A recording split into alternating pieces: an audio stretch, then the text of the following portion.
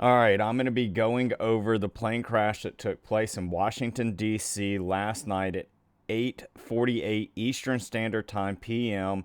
on January 29th. And currently the time is about 12:30 p.m. at the start of this recording. So later on, I'll show you videos and break those down, where they were coming from, as well as telling you where the helicopter was coming from and what type of equipment they were using. So let's start from the beginning of this. So you have where it's an American Eagle that is coming in, and they are going to runway 33. Now, air traffic control did not say that there was any type of helicopter of anything that was in their way. And I'm going to question, why did they not do that? So that's where I'm going to say this may be a failure on air traffic control. Now, when they do go and talk to Pat 25 here, which is the military helicopter, it's made out like they're supposed to go behind American Airlines. Now, the helicopter pilot did verify that he saw American Airlines. What I wonder is, because it's labeled as American Eagle, that if he was looking down here at American Airlines that was coming through, and that's why he was thinking here, and he thought that this was maybe going onto, another spot, that he didn't know that it was going to turn into him. That's just a thought that I have, that I am wondering as well. Again, something that air traffic control is probably going to be looked at as the failure on this. All right, so now this is from inside of the airport, looking out, and you see that the helicopter, it's the bright light that's staring at you, and behind is the American Eagle that is coming in. And what you see is where, if this is the airliner, they clip the tail, or on top of the tail is where they hit at, and that's why you see the spiral of the helicopter going down as it is here. All right, so now this is a live feed that stays up all the time, and it does show into the airport of planes coming in and landing. And you have here where you see that big bright light. Well, when I first saw the big bright light, I was thinking that was American Airlines, or this American Eagle, and that little light that's behind it that you see that's tracking in right here, I thought it was a helicopter, and I was totally wrong. So last night I was thinking that the helicopter rammed the airplane, and I was wrong due to the, those other two videos that came out, one that you already watched.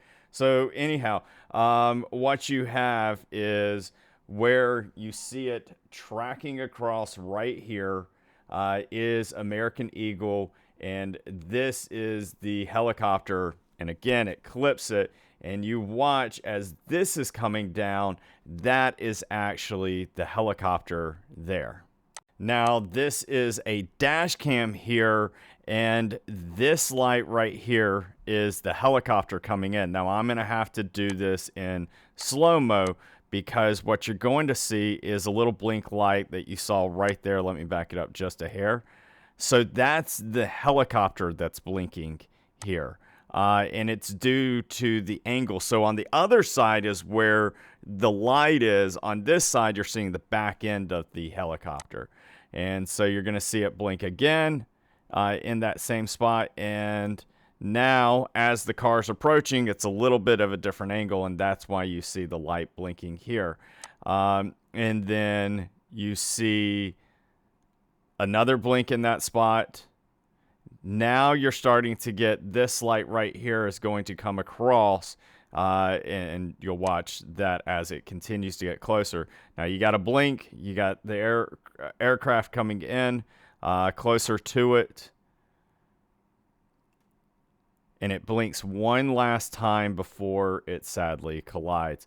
And you see that the aircraft is above. You see that the helicopter blinking light is below here. And this is where it's literally sitting on top.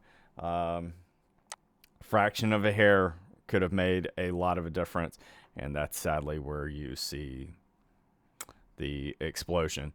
And this continues on being the airliner, and this is the helicopter that you'll see that sadly drops.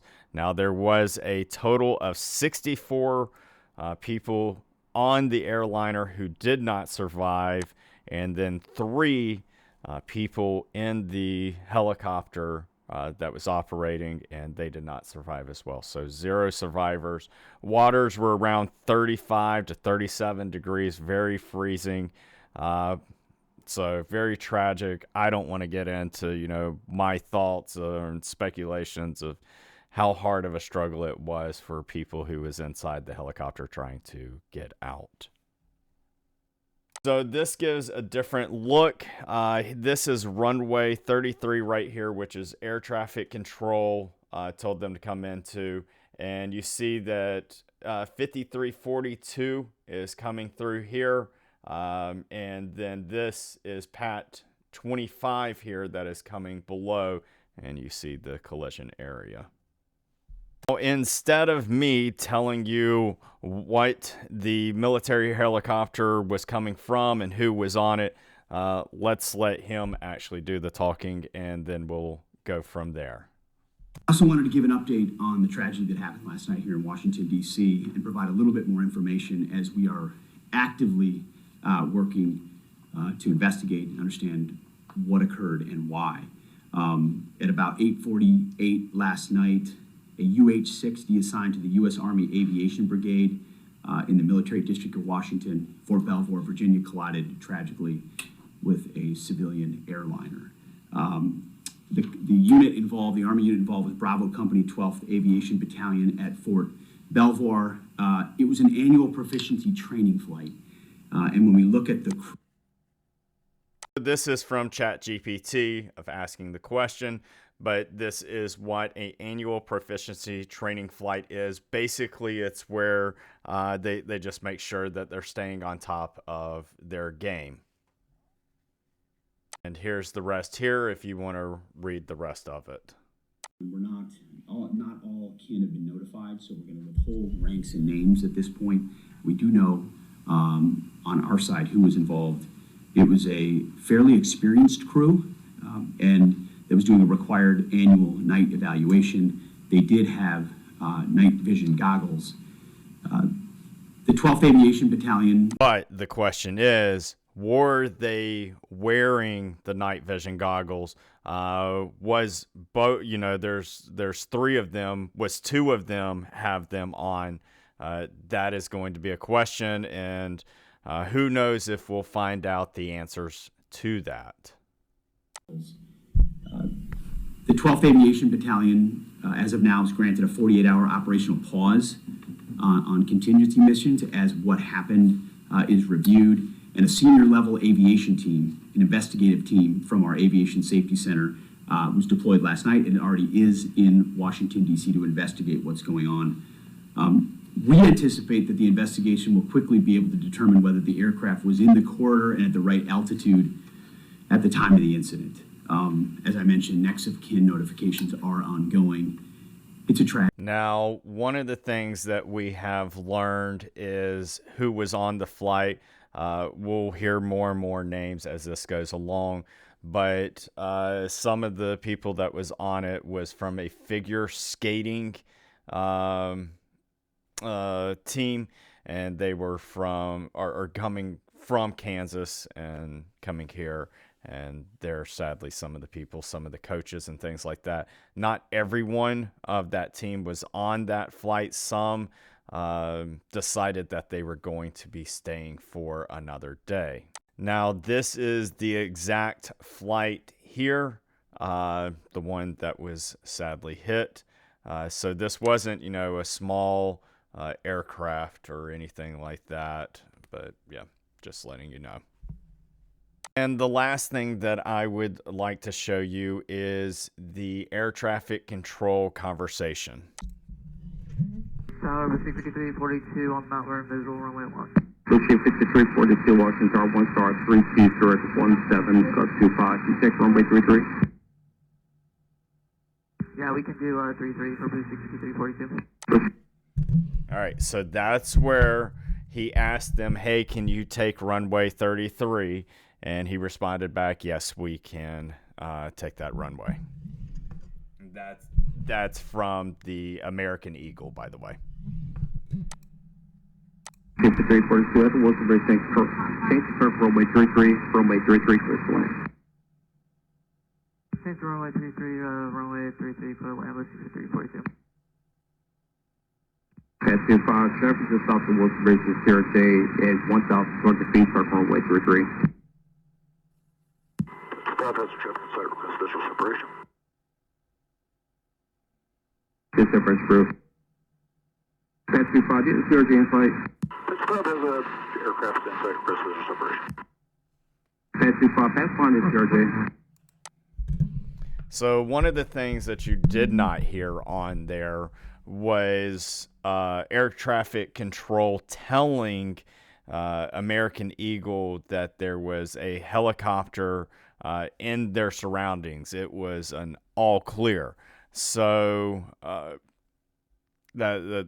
again, that's where I think that this is leaning towards air traffic control, a failure on their part.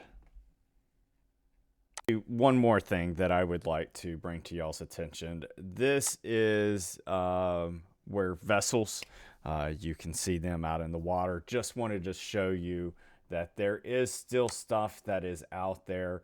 Red represents military, so you do have a little bit of that is out there, and you see where they're at, because this is where the collision happened. And then the airliner went somewhere, in this, and towards land is more where the helicopter part is. And then this is another application that I use from time to time to show, vessels that are out there in the water as well. So last thing that I will show you, and this will be the last time I say that, but right here is where the boats are out in the water last night pulling something out. And it was kind of hard to tell, what are we looking at? Is this like the tail to the helicopter or what? But then once someone from the land took the image looking at the airport, you see that it's clearly and sadly the American Eagle wing that is here, and then just sadly a mess that is here. I want to say thank you so much for watching this. I will be doing more breakdowns of when events like this do take place, as well as I am going to be doing lives and going through in news and doing world news, letting you know what's going on.